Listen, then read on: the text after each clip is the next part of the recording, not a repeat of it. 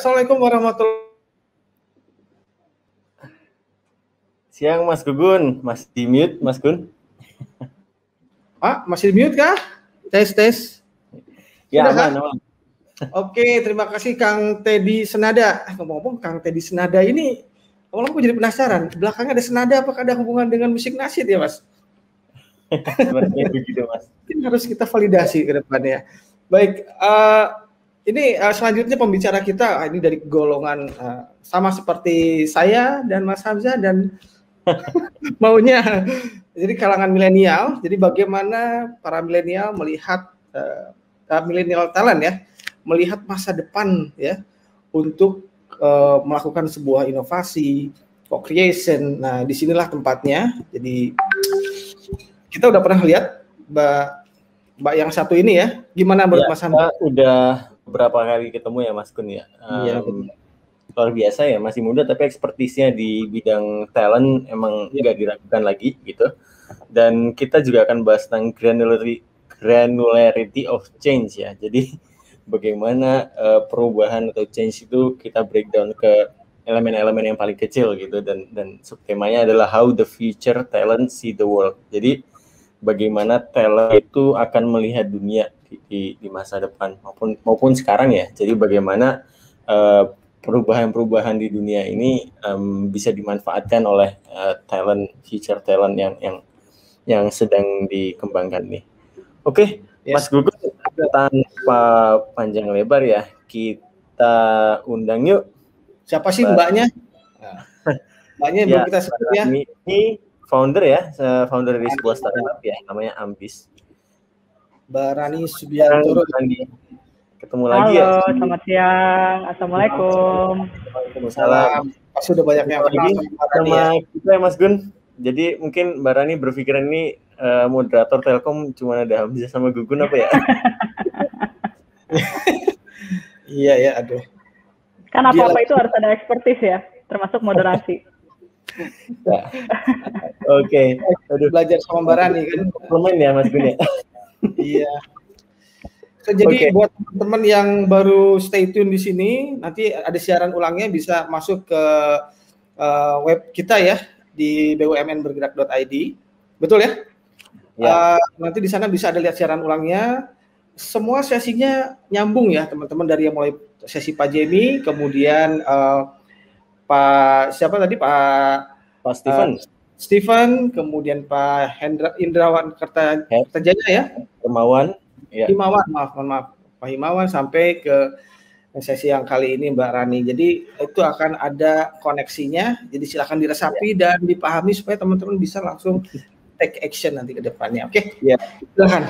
Dari Pak Jemi kita juga tadi ya, kami untuk konteks ya, kembali kita sudah mendapatkan pemaparan bahwa kita potensi pasarnya nomor 7 sedunia, tapi dari segi innovativeness index ke nomor 74 ya. Nanti kita juga akan melihat dari Mbak Rani kira-kira bagaimana ini untuk bagian-bagian urusan talent ini ke depan akan seperti apa.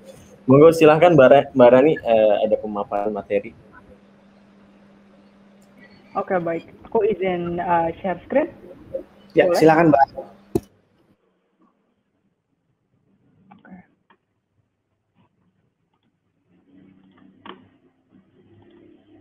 Sudah kelihatan? Belum. Ya, sekarang on progress. Udah kelihatan. Siap. Sudah kelihatan ya. Granularity of change, how the future challenge see the world. Oke. Cool. Oke, Assalamualaikum warahmatullahi wabarakatuh. Selamat siang teman-teman BUMN, dan saya dengar juga publik bisa ikutan. Terima kasih sekali. Halo Mas Gun, Mas Hamzah. Kita ketemu lagi. Senang banget bisa ngobrol lagi di sini, bisa sharing, kita sama-sama belajar. Kali ini memang sesuai dengan permintaan, kita akan membicarakan tentang granularity of change, how the future challenge see the world. Sebelum kita mulai, mungkin kita kenalan dulu kali ya. Nama saya Rani Siti Khadijah Subiantoro. Ini mungkin slide-nya aku buat kayak gini dulu aja ya, supaya bisa terlihat. Apa perlu di full screen? Oke. Aku full screen aja. So, nama aku Rani, nama panjangnya Rani Siti Khadijah Subiantoro. Kebetulan saat ini sedang menjalani dan membuild atau membangun Ambis. Ambis merupakan bisnis yang bergerak di human capital, yang dimana kita memang ingin bersama-sama untuk membantu. Ada dua pihak yang kami bantu di sini untuk industri semakin lebih efektif dalam melaksanakan human capital dynamics-nya, serta bagaimana nantinya multiplier effect-nya lebih banyak teman-teman mahasiswa yang lulus itu bisa dapat terserap di industri. So, mimpi besarnya adalah bagaimana orang-orang itu bisa dapat pekerjaan sefit mungkin dan perusahaan semakin efektif dalam menggerakkan human capital-nya. So, di sini memang tadi saya nonton dari pagi sebenarnya pembicara-pembicaranya super inspiratif. Termasuk Pak Hermawan, sering banget saya baca bukunya. Di sini banyak belajar, izin Rani ingin share, dan kebetulan Rani sendiri umurnya masih under 30, so feel free untuk manggil Rani aja, kalau usah pakai Mbak, we're friends. Right, so kalau ada teman-teman di sini yang ingin connect langsung, feel free, I only have one social media, which is LinkedIn, so feel free to connect. Alright. So mungkin sebelum kita masuk ngomongin tentang how future talent see the world, aku mau ngenalin dulu tentang Ambis. Ambis itu yang tadi kita bilang adalah a purpose-driven company that empowers enterprises to be internally and externally impactful. In the future, we have a vision how this talent pool in Indonesia can be absorbed in the industry in most effective way, gitu. Nah, service kami itu ada 4 yang kita sebut sebagai care. Jadi kita ngebantu perusahaan dalam bentuk consulting, bentuk assessment, bentuk rekrutmen, dan bentuk employer brand. Ini mungkin saya nggak akan menjelaskan ini secara detail. Kalau detail nanti namanya pitching.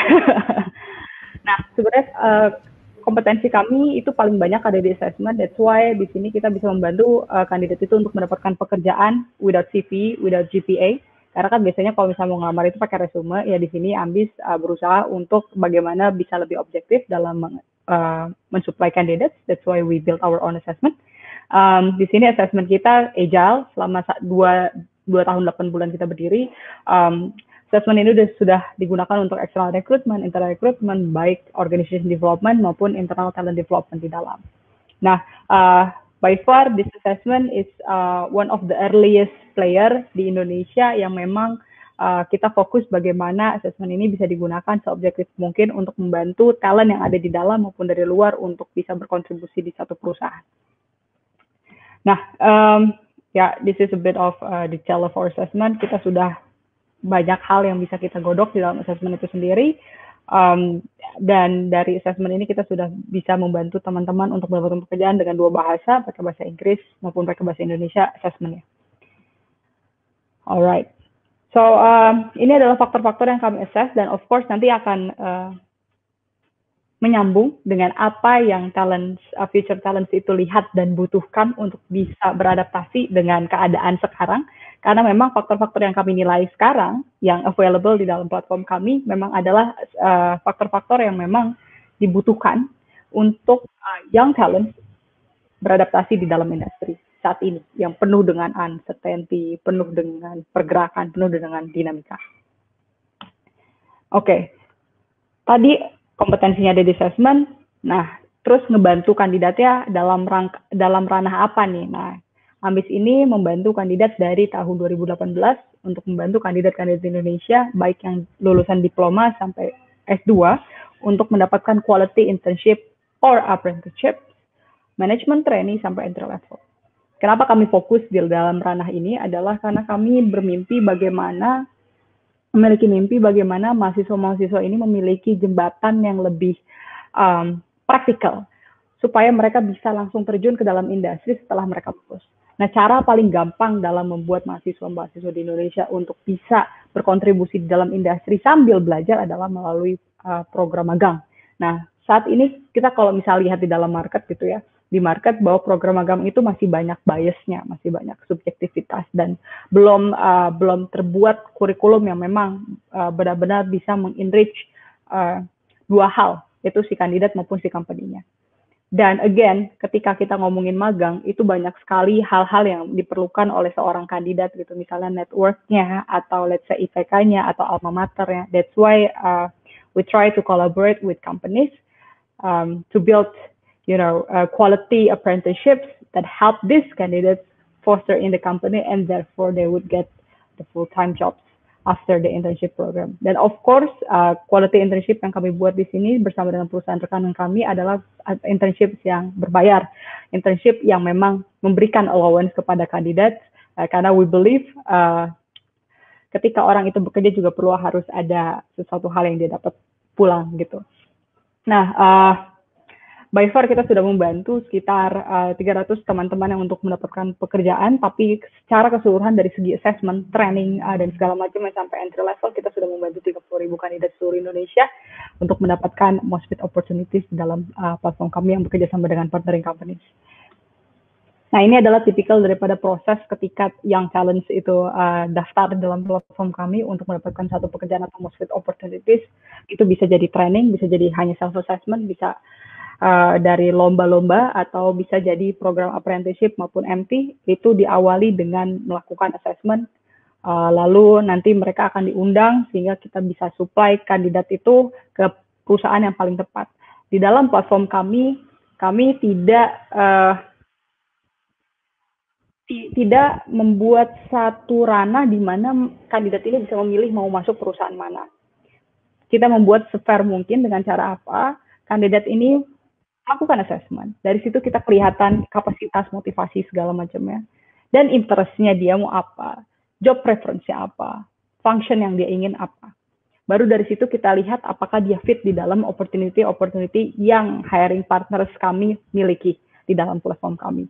Jadi tidak ada tuh yang kayak ngoyo gitu, pengen perusahaan apa, karena dan dia ditolak terus tapi nggak tahu hasilnya kenapa ditolak. Itu kalau di Ambis itu bisa dibantu untuk bisa mendapatkan most fit opportunities dalam waktu dan cara yang lebih efektif gitu.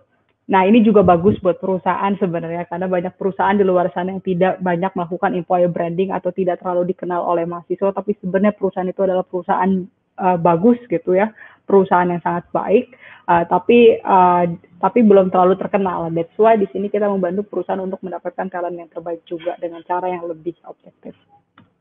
Nah, ini adalah tipikalnya. Kita walaupun tanpa CV, tanpa GPA, tetap ada form-form yang harus diisi. Kita sengaja untuk memberikan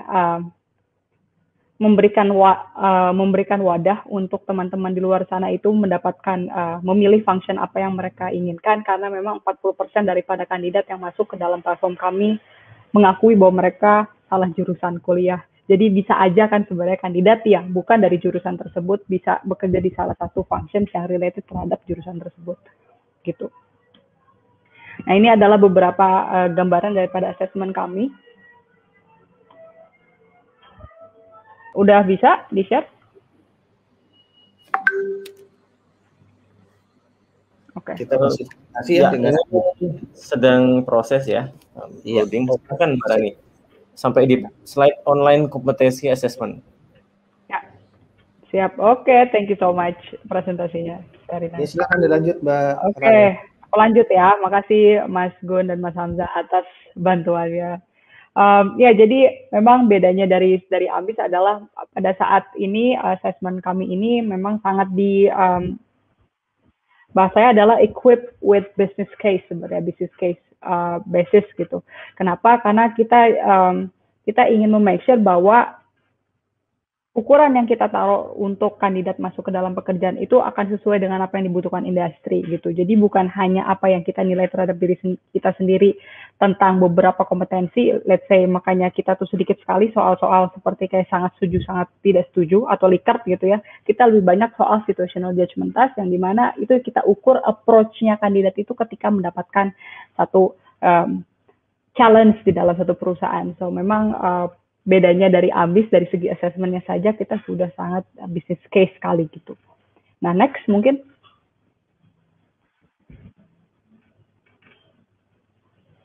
Ya, tadi udah, next. Ya, kita dilengkapi dengan tech-based interview, next.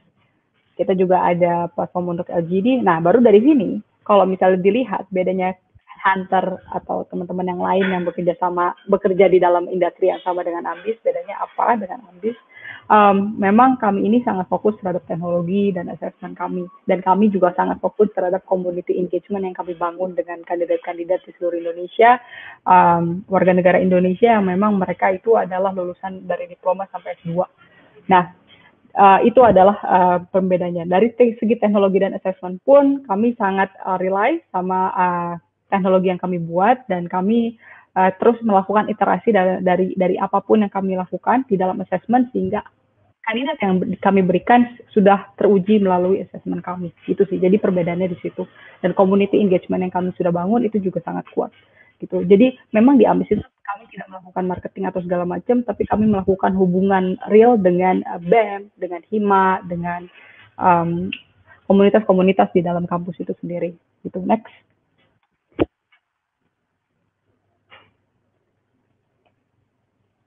Next. Ya, jadi by far kita sudah membantu teman-teman dari 600 universitas, di mana mereka itu adalah warga negara Indonesia, pemegang KTP, dan mereka itu bersekolah di 27 negara, dan memang secara MOU dan secara kolaborasi kami sudah berkolaborasi dengan 120 himpunan mahasiswa BEM maupun kampus secara rektoral level gitu, kita udah bekerja sama, dan kami sudah mengcover 34 provinsi di seluruh Indonesia. Gitu sih. Next. Ya, ini adalah beberapa list daripada Indonesian universities yang memang sudah menjadi scope of area kami. Dan next.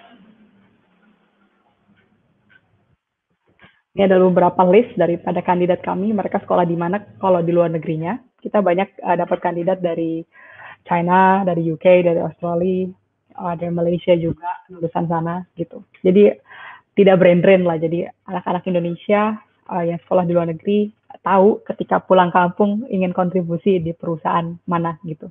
Next. Ya, ini a bit of our testimonial from Bright Talents. Alhamdulillah sudah membantu 30.000 kandidat, dan mereka satisfied dengan cara kerja kami, dan karena objektif dan memang sangat membangun customer engagement. Dan next, testimoni dari klien kami. Dan next, by far kita sudah bekerja lebih 3 tahun, bekerja sama dengan 110 perusahaan di 20 industri. Itu mungkin sejarahnya Ambis kali ya, maksudnya itu ya introduksi terhadap Ambis. Masuk ke materi, next. Ya, next. Jadi ada 4 ekspektasi yang diperlukan untuk dibicarakan di topik hari ini. Itu ada 4 pertanyaan. Bagaimana agar para talent di masa depan dapat melihat dunia secara menyeluruh? Kedua, bagaimana talent di masa depan dapat memanfaatkan peluang sekecil apapun untuk bisa berkontribusi? Jadi yang pertama adalah bagaimana bisa dapat melihat dunia secara menyeluruh. Kedua adalah bagaimana future talent itu bisa memanfaatkan peluang sekecil apapun untuk bermanfaat. Yang ketiga adalah tantangan apa sih kalau di new normal. Dan keempat, perusahaan tuh harus ngapain untuk mempersiapkan mereka. So mungkin kita bahas 2 topik di atas dulu. Next. Oke. Pertanyaan pertama ini tricky. Bagaimana future talent bisa melihat dunia secara menyeluruh, dan bagaimana talent itu bisa memanfaatkan peluang sekecil apapun untuk berkontribusi. Nah, sekarang aku pengen teman-teman di sini yang nonton bisa komen di comment section.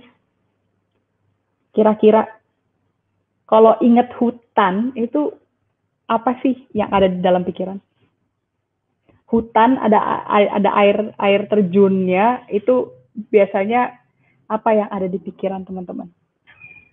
Atau enggak mungkin Mas Gun, Mas Hamzah ada pikiran, what do you think about forest? Hijau ya, Mbak ya? Damai mungkin ya, damai, tenang. Damai, itu tenang. Ada ekosistem gitu kali. Oh gitu ya. Terus ada apa aja biasanya di hutan? Ya pasti banyak. Suara itu mungkin ya, saudara-saudara kita, suara-suara ya binatang-binatang ya, wow dan kawan-kawannya begitu ya mungkin. Ada suara Banyak ayam. ya? Banyak spesies ya? Banyak spesies ya? Ya, betul. Banyak spesies yang connect ya? Oke. Ya. Next, mungkin slide-nya. Next, aku mau nanya juga sama Mas Gun sama Mas Hamzah. Oke. Mas Gun sama Mas Hamzah dan teman-teman di sini yang nonton, kalau inget pasar, inget apa? Duit ya. Money. Making money. Money, itu apa lagi? Making money, Banyak. terus apa lagi? Tentunya banyak barang yang saling melengkapi ya. Pasar semua kebutuhan tersedia di sana. Oke. Barang Itu kebutuhan. kalau pasar itu jualannya apa sih biasanya? Ya biasalah bahan-bahan pokok gitu kan. Terutama pasar tradisional ya. Bahan pokok, kebutuhan makanan gitu. Ya. Ada juga yang jualan plastik. Ya. Itu tiba-tiba ada barangnya di situ, apa ada proses sebelumnya di belakang? Oh, itu pasti kalau jualan wortel itu tiba-tiba wortelnya ada di situ, apa ada sesuatu di belakangnya? Ya, pasti ada proses ya Mas Gugun ya. Prosesnya saling sinergi ya. Tentunya ya. Dari mulai petani, produsen sampai logistik sampai ke tempat pasarnya tentunya. Baik. Itu let's say harga barang 5.000 itu karena emang kita nentuin 5.000, apa karena ada sesuatu yang kompleks yang menghubungkan kenapa bisa harganya 5.000? Wah, ini kayaknya ini ya very ekonomik ya. Mungkin ada banyak faktor ya dari. Ya, ada banyak faktor kan. Kenapa harga itu bisa segitu? Ada faktor wants and demand juga. Mantap. Ini kemudian pastinya harga itu pasti turun naik ya, terutama beberapa bahan pokok ya, seperti daging ya, seperti itu, karena ya saya bergerak di UMKM, usaha kecil juga, jadi ya memang kadang-kadang harga berubah gitu ya. Ketika alasannya memang kadang-kadang nggak jelas gitu. Wah, ini bawang mahal, lagi susah, hujan gitu. Oke, hujan, so kenapa harganya harus naik ya gitu. Kadang-kadang itu yang jadi pertanyaan juga, kenapa harga cabai mahal ya gitu. Sekilo sampai sekian puluh ribu gitu kan, ibu-ibu mama pada wah gimana gitu kan. Nah, jadi sebenarnya apa lagi di sini? Aduh, kita jadi penasaran nih sama Mbak. Oke, baik. Jadi tadi di hutan banyak hal, ya kan? Pohonnya beda-beda, betul ya? Yes. Ada air terjun, satu spesies pun beda bentuk bisanya, atau nggak beda ukuran. Di market, harga pisang nggak tiba-tiba 5.000 dong, besok bisa 7.000, bisa 8.000. Dan bukan karena kita yang mau, karena ada yang menggerakkan, betul? Iya, betul banget. Oke, so next slide. Nah, sekarang Mas Hamzah, Mas Gun, yang sama dari hutan sama market apa coba? Iya, tadi ya kalau kita diskusi tentang apa yang ada di pasar sama apa yang ada di hutan, ya pastinya semuanya itu punya linkage ya satu sama lain gitu kan. Dan mungkin pergantungan ya juga satu sama lain. Mungkin antara pedagang itu juga ngambil barang dari tempat lainnya gitu. Jadi harus ada sinergi antara masing-masing komponen gitu dari kedua belah pihak, itu pasar maupun hutan gitu. Ekosistem ya, what are similarities between market and forest? Kedua-duanya adalah sebuah ekosistem. Tetapi jenis ekosistem yang berbeda gitu. Ketika pasar sangkut pautnya dengan sesuatu yang lebih bergerak cepat, tapi nggak tahu nih kalau forest, karena aku juga jarang-jarang ke hutan gitu, jadi gitu kita melihatnya forest ini unik ya. Ada apa sih biar slide ini? Oke. Tadi pertanyaan pertama adalah bagaimana cara future talent bisa melihat dunia secara menyeluruh. Dan bagaimana future talent itu bisa memanfaatkan peluang sedikit apapun, sekecil apapun untuk berkontribusi, betul pertanyaannya? Yes, betul. Pertanyaan paling mendasar, kenapa keluar pertanyaan itu? Berarti ada pikiran bahwa future talent itu mau kontribusi nggak sih?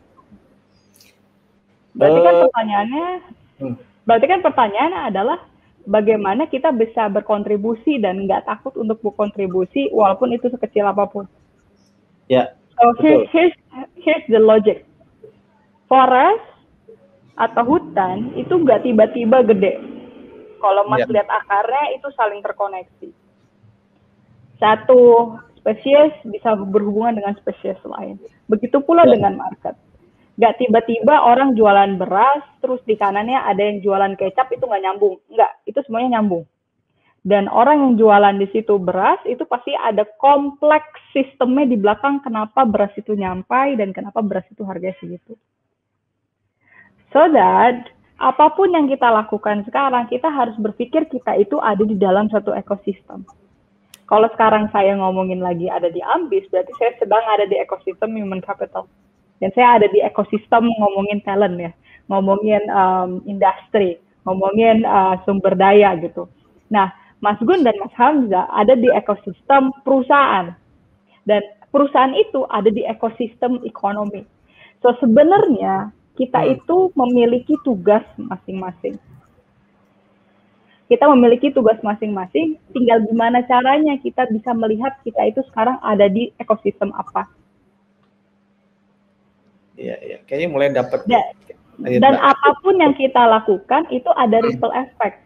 Misal, ternyata saya kerjaannya cuma ngasih makan ayam aja di kampung, nggak kelihatan manfaat kan? Tapi ternyata karena udah ngasih makan ayam bisa dijual, keluarga kita bisa hidup. Pas ayamnya dijual, kalau ayamnya sehat, kasih ke customernya bisa makan, dia bisa sehat. Dia bisa sehat, dia bisa bekerja. Dia bisa bekerja, dia bisa memberikan nafkah. So, apapun yang kita lakukan di sini, mindset-nya adalah apapun yang kita lakukan selalu ada multiplier effect, baik kelihatan maupun tidak kelihatan. So, apapun itu yang kita lakukan sekarang, ya bukan berpikir bagaimana kita bisa melihat dunia secara merusak, tidak. Tapi bagaimana kita bisa fokus in the present, try to adapt, and think that we are a part of big ecosystem, that we are actually meaningful to that ecosystem, even though we are small. Ya. Berarti ini ya, kita harus mempertahankan ini ya, sense of meaningness gitu ya di dalam sebuah ekosistem besar gitu. Yes. Nah, the question is, kenapa future talent biasanya nggak mau kontribusi atau udah di titik di mana ogah saya mau kontribusi? Karena mereka tidak merasa itu ada di dalam, itu ownership-nya dia gitu. Karena dia tidak merasa di dalam satu part ekosistem itu. Nah, itu nanti mungkin masuk ke pertanyaan selanjutnya. So, thank you Mas Hamzah, Mas Gun sudah menjawab pertanyaan ini. Mantap. Next slide. Oke, so gimana sih caranya kita bisa dan adapt, terus berpikir kita ada di dalam ekosistem dan kita bisa berkontribusi dan melihat walaupun kita cuma punya hal yang sangat sedikit, tapi bisa memanfaatkan itu untuk berkontribusi. Yang pertama, kita harus self-aware. Kita harus tahu diri kita dulu. Kita harus tahu kita ada di ekosistem mana. Kita harus tahu kita lagi pakai topi apa. Kedua, kita harus punya self-management. Jadi ketika ada feedback apa-apa dari luar, ada goncangan, ada apa, kita bisa, bahasa Inggrisnya itu resilience. Jadi bisa bounce back gitu, kayak bola bekel. Jadi jatuh, dia naik lagi. Yang kedua adalah grit. Pembicaraan pertama di jam 10 tadi saya masuk sesinya lagi ngomongin grit. Grit, bagaimana kita bisa tahan banting. Ketika ada tantangan kita tetap bisa efektif. Dan yang ketiga adalah growth mindset. As long as kita pertama tahu kita tuh siapa, kita tuh bagaimana, strength weakness kita apa, kita tahu ekosistem kita sekarang lagi di mana. Terus kita bisa memanage diri kita. Kita punya greget dan kita punya kemauan untuk selalu berjuang dan terakhir kemauan untuk belajar, we're fine. Kita bisa melihat dunia secara penuh dan kita bisa kontribusi maksimal. Itu mungkin untuk menjawab pertanyaan 1-2 ekspektasi tadi. Next.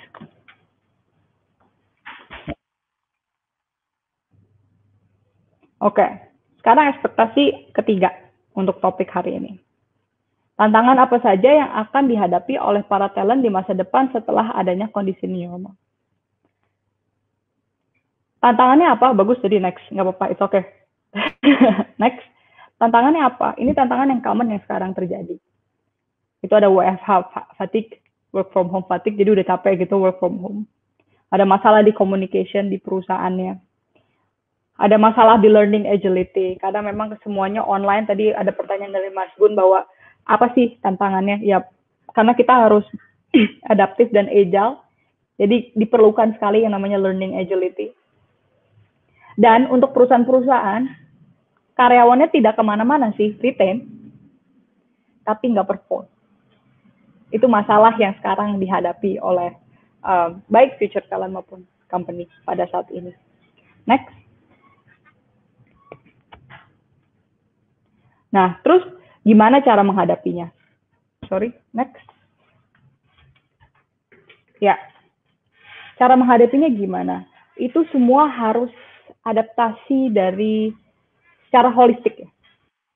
Baik dari segi individunya harus adaptasi, baik dari secara timnya harus adaptasi, dan baik secara sistem di perusahaan itu adaptasi. Nah, kalau misalnya kita mengacu kepada data, ini data kita ambil dari World Economic Forum Future of Jobs 2020 Reports, yang itu specifically ngomongin Indonesia, bahwa sekarang itu banyak perusahaan di Indonesia yang memang fokus untuk melakukan reskilling dan upskilling. Jadi benar-benar untuk memperbaiki, untuk mengadaptasikan orang-orang di dalamnya untuk bisa menghadapi dunia yang sekarang gitu. Nah, ini adalah skill-skill yang memang lagi dibentuk gitu. Analytical thinking, analogi design, leadership, dan sampai management of personnel. Next.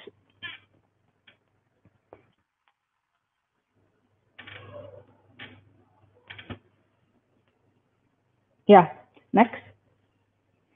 Tapi kalau misalnya ditanya, ngomongin tantangan terus bagaimana kita bisa beradaptasi, tadi upskilling atau reskilling itu kita cuma memperbaiki individual. Tapi kalau misalnya kita mau lihat, baik dari future talent maupun company, itu harus ngapain, we need to find root cause dulu. Yang masalah siapa? Itu individualnya, timnya, atau sistemnya.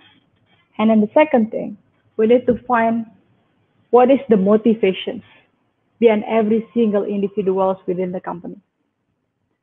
Karena future talent akan bisa masuk ke dalam perusahaan itu dengan baik ketika perusahaannya juga bisa menangkap dengan sistem yang baik. Dan orang-orang di dalamnya pun sudah bisa melakukan adaptasi. Jadi pertama, finding root cause dulu. Masalahnya di mana? Kedua adalah, we need to understand the motivations di dalam. Ketiga adalah, pas kita udah ketemu masalahnya, pasti ada hal yang kita bisa sebut sebagai enabler. Baik itu dari segi orang yang bisa mengenablekan timnya, atau dari sistem yang bisa membuat performance lebih baik, kita perlu mengenable si enablers itu. Jadi find root cause, find the motivation, enable the enablers. Dari situ kita masukin prinsipal dan core values perusahaan. Dan baru di speed up prosesnya dengan sistem yang benar. Jadi bagaimana? Tadi balik lagi ke dalam challenge-nya new normal. New normal ini udah bukan menjadi satu topik yang tabu. Ini adalah satu topik yang dimana kita tuh kemarin udah great reset banget, berbeda di reset banget karena pandemi. Perusahaan harus speed up proses, perusahaan harus adaptasi, baik dari segi individualnya, baik dari segi timnya, baik dari segi sistemnya harus diadaptasi. Karena apa? Karena semuanya akan berjalan sangat cepat dan akan didigitalisasikan. Nah, therefore, sebelum masuk ke situ, kita harus tahu masalah utama di perusahaan kita apa. Kita harus finding motivations ya, enable the enablers, masukin prinsipalnya, dan baru di expedite. Nah, next. Jadi kalau misalnya kita tanya, bagaimana untuk menyiapkan future talent maupun perusahaan di dalam? Kalau kami ditanya dari segi ambis, kita akan bertanya yang salah siapanya, individualnya, timnya, apa sistemnya. Kita punya teori di ambis bahwa untuk membuat perusahaan itu bisa adaptif, itu kita memiliki yang namanya agile formula. Agile formulanya itu kita terdiri atas agile individual, agile team, agile system, dan agile principles. Agile principles itu adalah core values. Core values yang bagaimana membuat satu perusahaan itu bergerak lebih cepat dan lebih adaptif. Agile individuals itu adalah terms di mana kita bisa melihat apakah orang individual itu bisa adaptif sebagaimana yang dibutuhkan industri saat ini. Agile individual. Agile team yang didasari oleh agile individual dan agile leadership adalah kemampuan seseorang untuk membuat teman yang lainnya, tim member yang lainnya agile. Karena akan percuma ketika hanya satu individual yang bagus, tapi ketika individual itu digabungin dengan temannya, itu tidak bisa membuat rekan yang lain lebih baik. So it's very important in these conditions untuk melihat siapa sih yang talent yang bagus dan bisa membaguskan tim yang lainnya juga. Yang kita sebut sebagai agile team. Baru dari situ, akan lebih baik ketika agile individual dan agile team ditemukan, dibuatlah sistem yang bisa melumaskan bagaimana setiap individual dan tim ini bisa bergerak supaya bisa lebih adaptif dan cepat. Dan dari situ ketika agile individual, agile team, agile system, dan agile principle digabung, bisa menjadi agile enterprise. Gitu. Jadi kalau misal ditanya future talents, itu apa yang harus disiapkan? They need to be agile. They need to be agile. Nanti mungkin sifat-sifatnya akan kita bahas di slide selanjutnya. Dan tapi apa yang harus disiapkan oleh perusahaan? Of course, perusahaannya harus menyiapkan sistem yang baik, core values-nya yang sesuai, yang memang udah diadaptasikan. Lalu, individual saya juga kita harus siapkan untuk menjadi agile. Dan jangan lupa, individual ini juga memiliki kemampuan untuk membuat tim member yang lainnya juga agile. Karena itu membuat multiplier effect yang sangat cantik sehingga perusahaan itu bisa menjadi lebih adaptif, lebih cepat. Next. Nah, ini mungkin gambaran daripada formula kita. Jadi kita biasanya cari dulu nih permasalahannya ada di sebelah mana, di individualnya, apa di timnya atau di sistemnya. Next. Baru dari situ kita enable the enablers di situ. Next.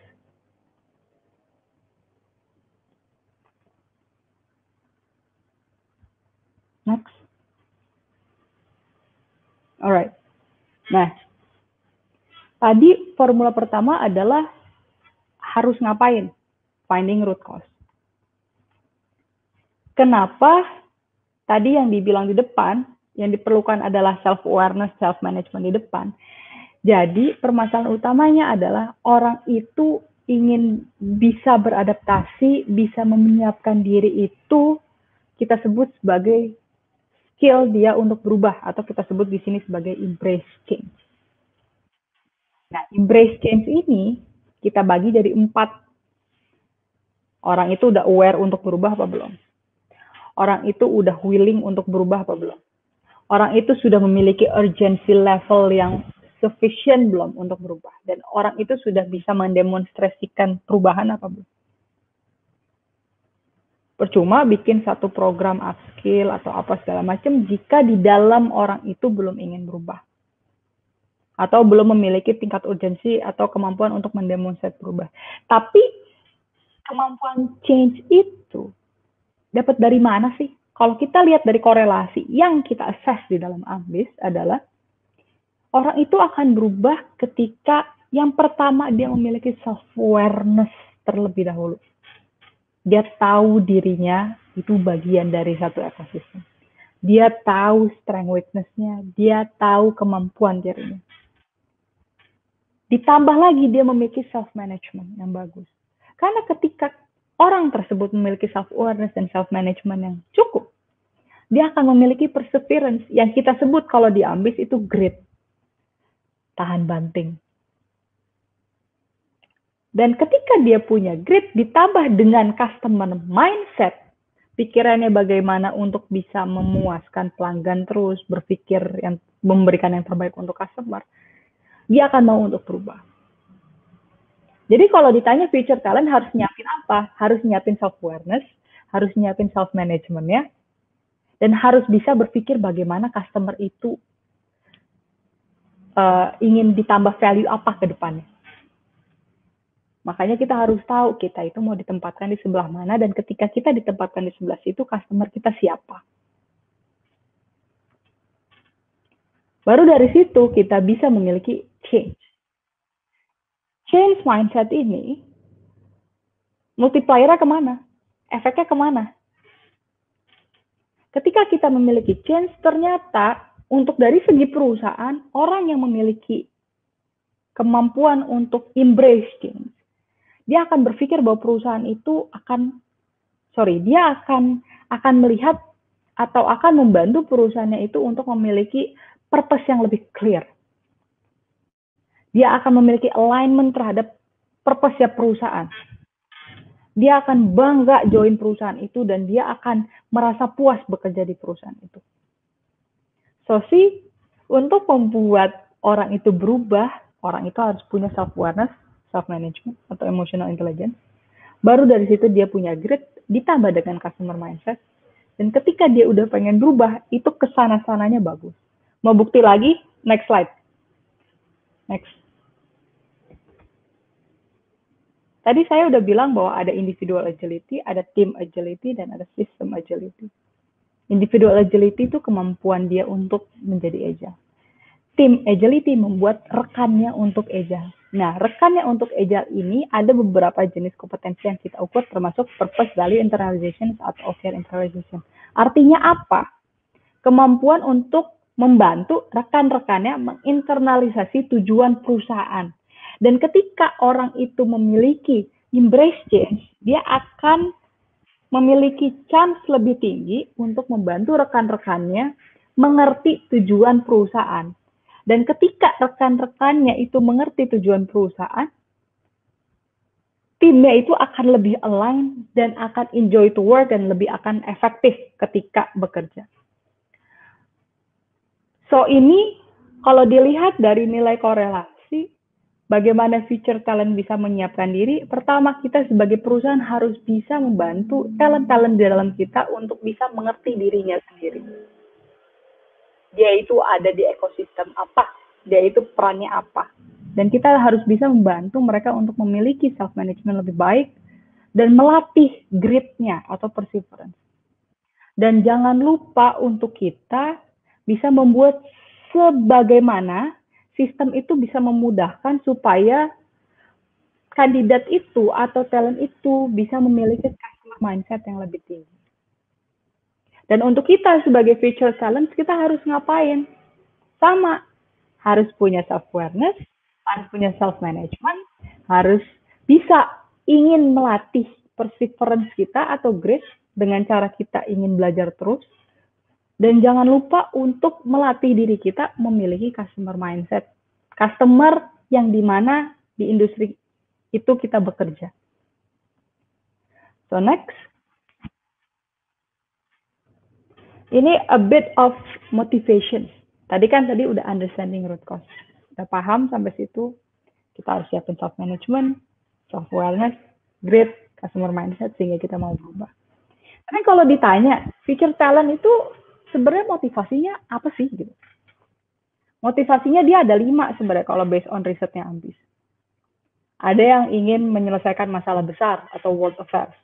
Ada yang memiliki motivasi untuk menyelesaikan masalah yang berbau bisnis atau pekerjaan dia, yang kita sebut sebagai business affairs.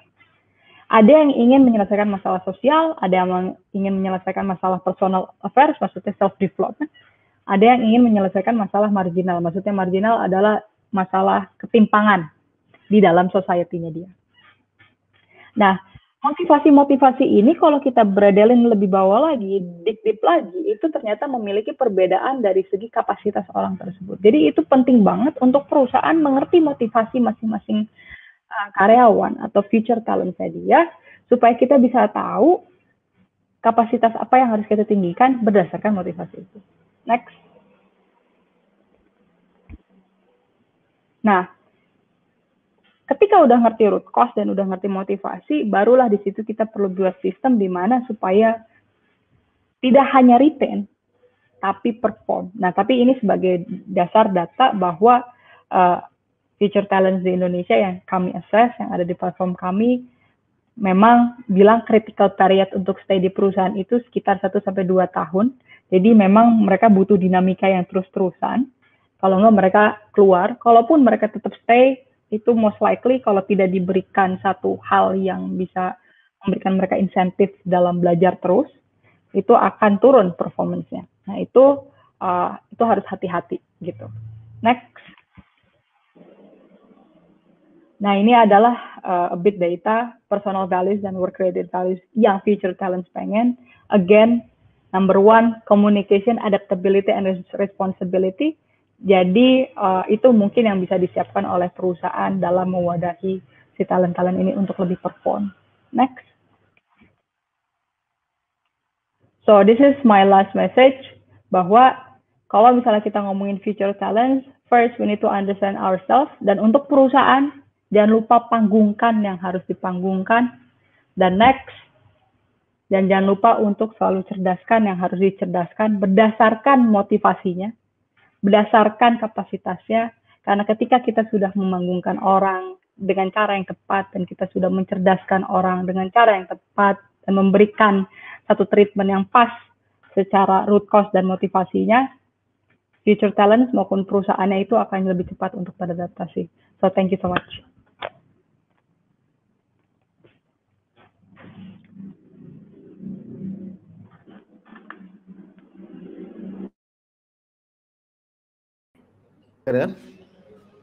Wes, mantap Mbak Rani, terima kasih banyak. Jadi intinya bagaimana mentreatment orang dengan tepat ya, supaya ya ini memang masih berhubungan sekali. Dan ini sudah ada pertanyaan juga nih dari audiens, dari Bapak Brahmana. Oke, Mbak Rani, in terms of mindset, what are the difference and uniqueness between forest and market? Should we take care uniqueness or similarities? Nah, ini pertanyaannya sudah bisa kita baca ya di screen ya. Oke. Kalau di Zoom bisa diangkat mikrofon ya, biar seru kayak ngobrol beneran gitu. Alright. Halo Pak Brahmana, salam kenal. It's very good questions. In terms of mindset, what are the difference and uniqueness between forest and market? Should we take care uniqueness or similarities? So, sebenarnya similarities adalah tadi ekosistem. Sebenarnya tadi kita cuman take the logic bahwa everything itu ada di salah satu ekosistem, dan apapun kita, sekecil apapun kita, itu matters untuk membuat satu ekosistem itu jauh lebih kaya gitu. Nah, jadi should we take care uniqueness or similarities? Depends apa yang kita mau lihat dalam diri kita, di perusahaan kita, atau kita secara general. Tapi of course secara diri kita tadi balik lagi ke dalam self-awareness, we need to understand ourselves. Sometimes we need to embrace our uniqueness, but sometimes at the same time we need to adapt. Bukan untuk menghilangkan uniqueness kita, tapi untuk mengadaptasikan uniqueness kita untuk bisa masuk ke dalam satu ekosistem supaya bisa lebih manfaat. Gitu sih. Should we take care uniqueness or similarities? Both. Depends. Namanya juga adaptasi. So, jadi it depends ya. Yang mana yang dipilih tergantung dari kondisinya ya. Atau mungkin bisa dua-duanya ya, tadi both ya. Oke, luar biasa. Seru. Terima kasih banyak Mbak Rani. Tidak terasa waktunya sudah di penghujung. Kita ada ada waktu 5 menit. Silakan, kalau kata Mas Hamzah bilang, tolong diberikan oleh-oleh ya, alias closing statement dari Mbak Rani untuk para audiens di sini. Silakan Mbak Rani. Oke. Closingnya adalah mungkin teman-teman di sini adalah peserta inovasi dan memang lagi berkontribusi di perusahaan besar di Indonesia. Tidak ada kata terlambat untuk melakukan kontribusi, baik yang masih seumur saya ataupun yang udah lebih senior, karena setiap dari kita memiliki tugasnya masing-masing, dan apapun yang kita bisa lakukan itu kita harus lakukan yang terbaik, termasuk melakukan adaptasi terhadap perubahan-perubahan itu. Tidak ada perubahan yang itu enak dilakukan di awal, tapi it is what it is, itu yang harus kita lakukan, dan itu pun yang kami coba encourage kepada teman-teman mahasiswa ketika lulus untuk selalu melakukan adaptasi, karena kalau misalnya lihat forest maupun market, nggak akan ada yang sustain, tidak ada yang survive jika dia tidak beradaptasi. Gitu sih. Yap, betul. Sepakat. Dan adaptasi itu memang memerlukan effort yang berat, dan biasanya ketika memulai sesuatu yang baru itu tidak enak rasanya ya, Mbak Rani ya. Yes. Betul. Baik. Terima kasih banyak ini atas segala informasi dan insight-nya yang telah disampaikan. Luar biasa dari sesi untuk teman-teman yang memang sudah memantau terus kegiatan ini dari pagi sampai dengan saat ini, di sore hari ini. Terima kasih banyak. Jangan lupa besok juga masih ada. Stay tune terus ya bersama moderator kita, Mas Hamzah.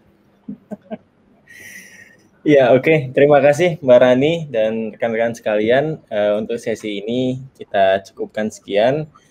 Terima kasih. Selamat siang. Tetap semangat rekan-rekan. Siang. Sampai ketemu lagi besok. Bye.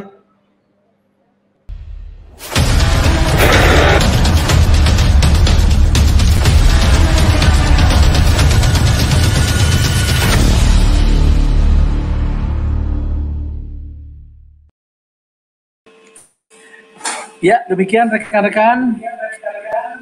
Dari Rani Subiantoro kita mendapatkan banyak ya tentang granularity of change, how the future talent see the world. Wah, alhamdulillah. Juga untuk moderator Kang Hamzah dan Kang Gugun Gunansyah, alhamdulillah sudah membawakan dengan baik. Betul Kang Gugun, saya ini adalah salah satu anggota tim Nasis Nada ya. Wah, Kang Gugun, lihat tuh wajahnya waktu Kang Gugun melihat dulu. Ingat, jagalah hati, jangan kau kotori. Ya, itulah saya ya, Kang Gugun. Nostalgia, lagu nostalgia. Oke. Kang Gugun dan Kang Hamzah, makasih ya sudah mendampingi Mbak Rani untuk menjadi moderator dengan sangat-sangat baik, alhamdulillah. Baik rekan-rekan, kita akan break dulu ya sekarang, dan nanti kita akan masuk lagi pukul 4 sore ya, dengan program talk show yang sangat-sangat, wah ini bagus banget. Innovation Program, What's Your Plan? Banyak sekali rencana-rencana yang harus kita susun tahun ini. What's Your Plan? Di antaranya ada Mbak Mia Anggraini, dia adalah VP New Venture dari PT Pertamina ya. Juga Ruli Yusuf, Kepala Divisi Budaya Kerja PP dari Innovation Acceleration and Incubation PT Indosat Tbk. Juga Randy Prasetya Putra, Laboratorium Project Director Jasa Marga. Moderatornya bukan Mas Hamzah dan Kang Gugun lagi, tapi kembali ke Diang Intan. Nah, tetapi saya juga mau mengajak Anda untuk follow Instagram kami, yaitu itdri.id, telkom.corpu, Living in Telkom, Sprinting, Smart Eye, VR, dan tolong subscribe channel YouTube kami, yaitu Digital Amuba. Ya.